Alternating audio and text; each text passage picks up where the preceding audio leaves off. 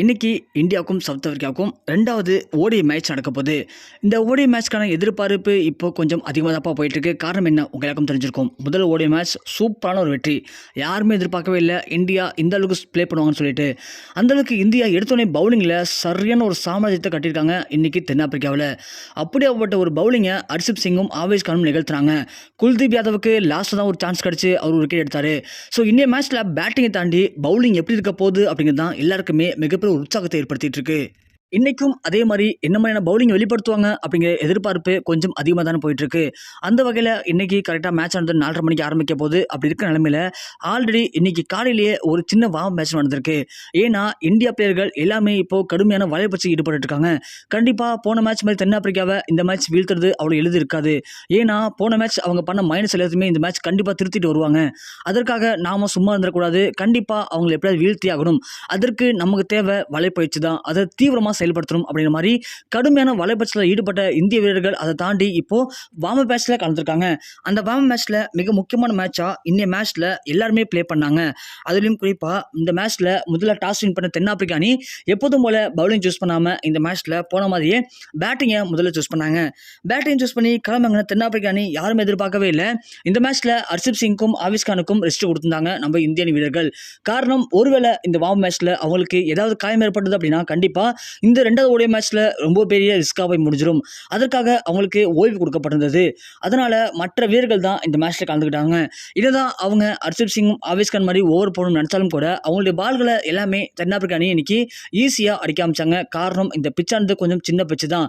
அதோட இது முழுக்க முழுக்க ஒரு பேட்டிங் பிச் தான். இது பவுலிங் அந்த அளவுக்கு எடுப்படாது. அதனால என்னதான் முழுக்க முழுக்க கண்ட்ரோல் பண்ணாலும் கூட தென்னாப்பிரிக்கா அணி கரெக்டாக 50 ஓவர்கள் ஃபுல்லாக பிடிச்சி 7 விக்கெட்டுக்கு 339 ரன்கள் அப்படிங்கிற மிகப்பெரிய ஸ்கோரை பதிவு பண்ணாங்க. ஸோ 340 ரன் அடிச்சா மேட்சை வின் பண்ணிடலாம் அப்படிங்கிற மிகப்பெரிய இலக்கோடு தான் இன்னைக்கு இந்திய அணி கிளம்புனது. இப்படியாப்பட்ட ஸ்கோரை கண்டிப்பாக இந்திய அணி அடிச்சிருவாங்களா அப்படிங்கிறது கொஞ்சம் கேள்விக்குறி தான். ஏன்னா தென்னாப்பிரிக்கா அணி பேட்டிங்கில் இன்னைக்கு நல்ல ஒரு பர்ஃபார்மன்ஸ் வெளிப்படுத்திருக்காங்க. ஒருவேளை பேட்டிங் நம்ம அணி லைட்டாக சொதப்பினாலும் கூட இன்னைக்கு தென்னாப்பிரிக்காட்ட தோல்வி அப்படிங்கிறது இந்தியாவுக்கு உறுதியாகிடும். அந்த நிலைமையில் பாம்பே மேட்ச்லேயே இந்தியா தோத்துருச்சு அப்படின்னா கண்டிப்பாக மெயின் மேட்ச்சில் இந்தியா ஜெயிக்கிறது மிகப்பெரிய கஷ்டமாக போயிடும். எல்லாருக்குமே அது மிகப்பெரிய ஒரு ப்ரெஷர் ஏற்படுத்தும். அதனால இன்னைக்கு கண்டிப்பாக ஜெயிச்சே தீரணும் அப்படிங்கிற இலக்கோட கிளம்புங்கன்னா ருத்ராஜ் கேக்வாத், சாய் சுதர்சன் 2 பேர் தான் நீ மேட்சை ஓப்பன் பண்ணாங்க. 2 பேருமே ஓப்பன் பண்ணி ரொம்ப சூப்பராகவே ப்ளே பண்ண ஆரம்பிச்சாங்க. 2 பேருமே போட்டி போட்டு அடிக்க ஆரம்பிச்சாங்க. முதல்ல ருத்ராஜ் கேக்வாத் இன்னைக்கு அற்புதமான ஆட்டத்தை வெளிப்படுத்த நினைச்சோம். ஆனால் அவர் 42 ரன்னுக்குலாம் இன்னைக்கு ஆட்டம் எழுந்துட்டாரு. அதற்கு பிறகு கை கோர்த்த சாய் சுதர்சன் மற்றும் சேயசேர் 2 பேருமே கை கோர்த்து முதல்ல சாய் சுதர்சன் அவருடைய அரசியத்தை கடந்தாரு. அரசியத்தை கடந்த 63 ரனுக்கு அவருக்கும் அவுட் ஆக அடுத்தது சேயசேர் திலக் வர்மா 2 பேரும் பார்ட்னர்ஷிப் அமைச்சு சேயசேர் அவர்கள் அவருடைய அரசியத்தை கடக்கும் போது கரெக்டாக 48 ரன்ல இன்னைக்கு அது துரதிருஷ்டவசமாக அவரும் அவுட் ஆனார். அதுக்கு பிறகு திலக் வர்மா, சஞ்சு சாம்சன் 2 பேரும் பார்ட்னர்ஷிப் அடித்து ஆரம்பித்து மேட்ச் போன நிலைமையில் இன்னைக்கு திலக் வர்மா கொஞ்சம் நல்லா ப்ளே பண்ணார். ஆனால் அவர் ரீசெண்டாக 36 ரனுக்கு அவுட் ஆக லாஸ்ட்டாக சஞ்சு சாம்சன் மற்றும் ரிங்கு சிங் அவர்கள் 2 பேருமே பார்ட்னர்ஷிப் போட்டு முதல்ல அவங்களுடைய அரசியத்தை கடந்தாங்க. சஞ்சு சாம்சன் அவர்கள் 76 ரன், ரிங்கு சிங் 56 ரன், கரெக்டாக 49வது மேட்ச் வந்துருச்சு. ஸோ ஒரு ஓவர் தான், அதுவும் குறிப்பாக 6 பால் இருக்குது, 20 ரன் அடித்தாலும் அப்படி இக்கட்டான சுச்சுவேஷனில் முதல்ல நம்மளுடைய பேட்டிங்கில் இருந்தது சஞ்சு சாம்சன் அவர்கள் தான். சஞ்சு சாம்சன் முதல் பாலை ஃபேஸ் பண்ணி 2 ரன் அடித்தார். கரெக்டாக 5 பாலுக்கு 18 ரன் அடிக்கணும். அப்படி இருக்கிற நிலைமையில் யாருமே எதிர்பார்க்கவே இல்லை. அந்த 4வது பால் போடும்போது கரெக்டாக இறங்கி வந்து 6 அடித்தார். ஸோ அந்த 6 எல்லாருக்கும் மிகப்பெரிய ஒரு வெற்றி பார்த்து ஏற்படுத்தி கொடுத்தது. அடுத்தது 3 பாலுக்கு கரெக்டாக 12 ரன் நிலைமையில் எடுத்தது. ஸோ 3வது பால் கரெக்டாக டாட் வச்சுட்டாங்க. ஸோ அடுத்ததாக 2 6 அடித்தா மேட்சை வின் பண்ணணும்.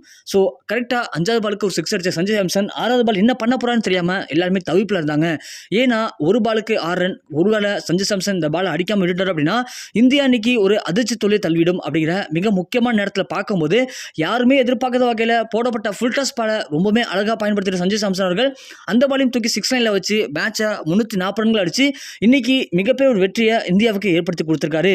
வார்ம் மேட்ச்ல தென்னாப்பிரிக்கா இந்தியாட்ட வீழ்ந்தது என்னமோ இந்திய அணிக்கு அடுத்த ஒரு வெற்றியை ஏற்படுத்தி கொடுக்கும் அப்படின்னு நம்பிக்கையில் இன்னைக்கு சஞ்சு சாம்சனுக்கும் ரிங்கு சிங்குக்கும் எல்லாருமே பாட்டுகளை குமிச்சு வராங்க. ஏன்னா அவங்க 2 பேரும் மட்டும் இந்த ஆட்டத்தில் கடைசியில் சூப்பராக ப்ளே பண்ணல அப்படின்னா கண்டிப்பாக இந்தியா தோத்திருக்க வாய்ப்பு இருக்கு. அதற்கு மிக முக்கிய காரணமாக சஞ்சு சாம்சன் தான் இப்போ பார்க்கப்படுறாரு.